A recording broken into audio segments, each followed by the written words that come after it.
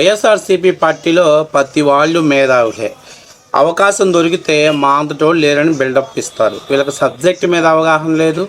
అసలు కనీసం మనం ఈ టాపిక్ మాట్లాడవచ్చా మాట్లాడకూడదు అనేటువంటి అవగాహన లేదు. అయితే ఎక్కడ మీడియా ముందు కనపడితే నా అంతటోళ్ళు లేరు, మేము పెద్ద పోటుగాళ్ళం, మేము వైఎస్ఆర్సీపీ ఆఫీస్ నుంచి వచ్చే స్క్రిప్టుని బట్టి మీడియా ముందు అప్పచెప్పటం వాళ్ళకి బాగా అలవాటు. ఈ మధ్య కొంచెం గ్లామరస్గా ఉండేటువంటి వాళ్ళని మీడియా ముందుకు తీసుకొచ్చి, ఎందుకంటే వైసీపీ వీడియోలకి హైప్ రావటం కోసం వాళ్ళు ఈ మధ్య కొంచెం పర్సన్స్ కొంచెం గ్లామరస్గా ఉన్న వాళ్ళని మీడియా ముందు తీసుకొస్తున్నారు. వాళ్ళని బట్టించి అది స్క్రిప్ట్ మీడియా ముందు అప్పచెప్తున్నారు. ఇలా చెప్తే వాళ్ళకి వైఎస్ఆర్సీపీ ఆఫీస్ నుంచి పేమెంట్ ఇస్తున్నారు. అయితే ఈ మధ్య కొత్తగా వచ్చినటువంటి వైసీపీ పేటీఎం ఆర్టిస్టు పర్ఫార్మెన్స్ మాత్రం ఎర్రగా తీస్తుంది. మామూలుగా తీయట్లేదు. ఆమెకి సబ్జెక్ట్ మీద లేదు కానీ మేకప్ మీద ఉన్నంత ఇంట్రెస్ట్ బహుశా సబ్జెక్ట్ మీద లేదు అని నేను అనుకుంటున్నా. ఎందుకంటే మీకు ఒక చిన్న ఉదాహరణ చెప్తాను. పరిశ్రమలకి భూములు ఎలా ఇస్తున్నారో, ఏ పాలసీ మీద ఇస్తున్నారో ఆల్రెడీ హైకోర్టుకు పోయి చివాట్లు తిని చెప్పు దెబ్బలు తిని వచ్చిన వైసీపీ ఆల్రెడీ తినేసి వచ్చింది. అలాగే మన అరకోడు జడాశ్రావణ అదే పరిస్థితి.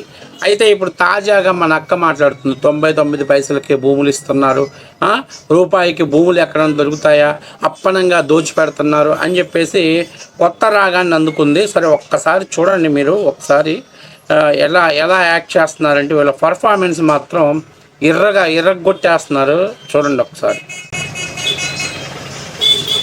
చంద్రబాబు నాయుడు గారు అధికారంలోకి వచ్చిన నాటి నుంచి ప్రభుత్వ భూములపై కన్నేసి విచ్చల విడిగా దోచేస్తున్నారు. ప్రజల ఆస్తులను కమిషన్ల కోసం, వాటాల కోసం దారుణంగా దోచిపెడుతున్నారు. ఈ భూ దోపిడీకి విశాఖ కేర్ ఆఫ్ అడ్రస్ గా మారిపోయింది. ఎన్ని ఎకరాలైనా సరే 99 పైసలకే చంద్రబాబు కూటమి సర్కారు పప్పు బెల్లాల్లా అస్మదీలకు పనిచేస్తోంది. పేరుకే 1-2 పెద్ద కంపెనీలకు ఇచ్చి పెట్టుబడుల ముసుగులో మిగిలిన వారికి దోచి పెడుతున్నారు. తాజాగా ఆనందపురం మండలం తర్లువాడలో advance system in package technologies limited కి 30 ఎకరాల భూమి ₹1 ఇచ్చేశారు. మేం దాచుకుంటాం అన్న తీరులో చంద్రబాబు వ్యవహరిస్తుండడం రాష్ట్ర ప్రజలను ఆశ్చర్యానికి గురి చేస్తోంది.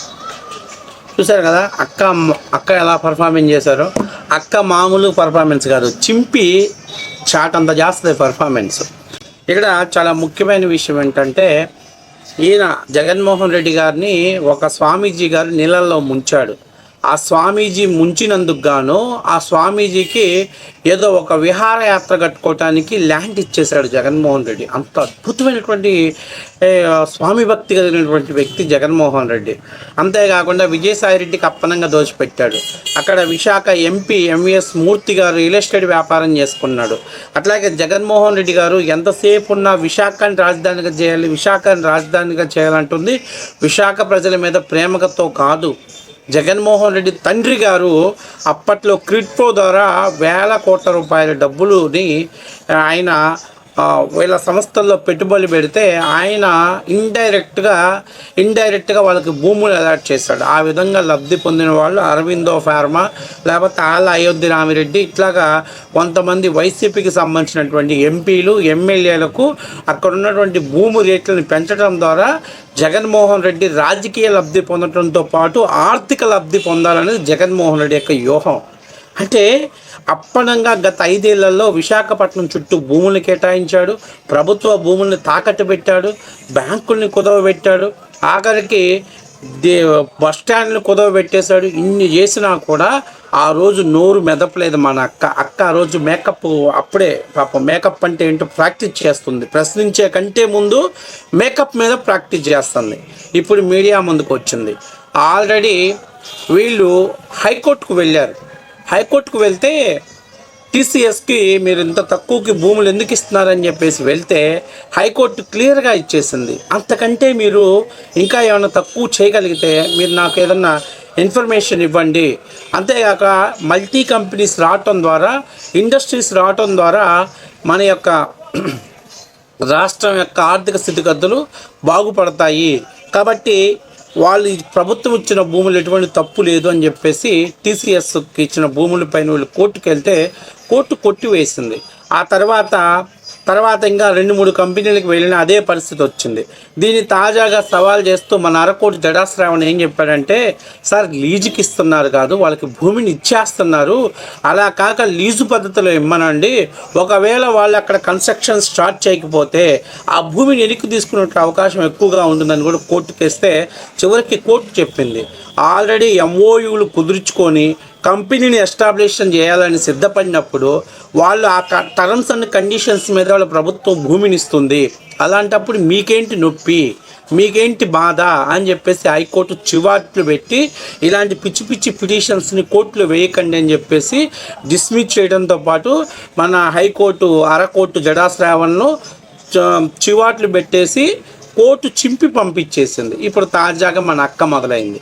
మన అక్కకు గత 5 ఏళ్లలో ఎక్కడ పడితే అక్రమంగా దోచేశాడు జగన్మోహన్ రెడ్డి, కానీ మాట్లాడరు.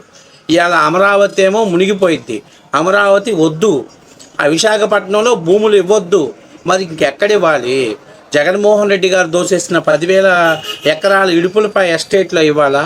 అంటే ఎంత నీచంగా మాట్లాడుతున్నారంటే, మేము ఏదైనా మాట్లాడతాం, మా నోటికి ఇంతే మాట్లాడతాం, మా నోరు ఇంతే, మమ్మల్ని ఎవరు అడిగేవాళ్ళు లేరు, ఏదన్నా మాట్లాడితే ఇలాంటి ఆర్టిస్టులు అందరూ ముందుకు వస్తారు, వీళ్ళకి ఏం తెలియదు. గత 5 ఏళ్ళ 13 లక్షల కోట్లు గ్లోబల్ సమ్మిట్ ద్వారా మీటింగ్ జరిగి రాష్ట్రానికి పెట్టుబడులు వస్తున్నాయని జగన్మోహన్ రెడ్డి చెప్తే 13 లక్షల కోట్ల సంగతి దేవుడి వరకు 1300 కోట్ల రూపాయలు కూడా ఆంధ్రప్రదేశ్లో పెట్టుబడులు అనేటువంటి పరిస్థితి ఏర్పడింది. దానికి కారణం జగన్మోహన్ రెడ్డి జెట్ ట్యాక్స్ల ఎఫెక్ట్. ఈరోజు ఆంధ్రప్రదేశ్లో అమలు చేస్తున్నటువంటి ఈ పారిశ్రామిక విధానం దాదాపుగా ఏదైతే కేంద్రం ఒక నివేదిక రిలీజ్ చేస్తే ప్రతి 4 పెట్టుబడుల్లో 1 పెట్టుబడి ఆంధ్రప్రదేశ్కి వచ్చింది. సిగ్గుండాలి మీరు మాట్లాడటానికి. మీరు కూడా పెట్టగలిగితే పెట్టమని జగన్మోహన్ రెడ్డి గారిని కూడా పెట్టమని చెప్పండి. అసలు వైఎస్ఆర్సీపీ కార్యకర్తలకి వాలంటీర్లకి న్యూస్ పేపర్ కొనుక్కోవడానికి 200 రూపాయలు డబ్బులు ఇస్తున్నామని ఆ 200 రూపాయలు సాక్షి పేపర్కి మళ్ళీ ఇచ్చినటువంటి జగన్మోహన్ రెడ్డి అసలు కిడ్ ఫ్లో గురించి, తన బినామీ కంపెనీల గురించి, ఇలా భూముల దారాదత్తం గురించి మాట్లాడుతున్నాడంటే చాలా హాస్యాస్పదంగా ఉంది. ఎందుకంటే జగన్మోహన్ రెడ్డి ఆయన అధికారంగా ఉన్నప్పుడు సాక్షికి ఇబ్బడి ముబ్బడిగా యాడ్ రూపంలో కోట్ల రూపాయలు దోచిపెట్టాడు. అలాగే సాక్షి పేపర్కి దోచిపెట్టాడు. అడ్వర్టైజ్మెంట్ల రూపంలో ప్రజల సొమ్ము దుర్వినియోగం చేశాడు. చివరికి ప్రభుత్వ భూములన్నింటిని కూడా తన బినామీలకు దోచిపెట్టాడు. కాంట్రాక్టర్లకు రివర్స్ టెండర్ల పేరుతో వెళ్తున్న మొబిలైజేషన్ అడ్వాన్సుల పేరుతో డబ్బులు దోచిపెట్టాడు. ఈరోజు కేవలం ఇండస్ట్రియల్ కార్యరూపం దాల్స్తుంటే, యువతకు ఉద్యోగాలు వస్తుంటే ప్రతిదీ మేము తెచ్చాం అంటారు ఒక పక్క, మరో పక్క ఏమో దాంతో అసలు ఉపయోగం లేదంటారు, మరో పక్క కారు చౌకగా భూములు ఇస్తారంటున్నారు. అసలు వీళ్ళ బాధ ఏంటంటే జగన్మోహన్ రెడ్డి 5 రూపాయల పేటీఎం డబ్బులు బంద్ చేసే వరకు ఈ కుక్కలు ఇలాగే మురుగుతానే ఉంటారు.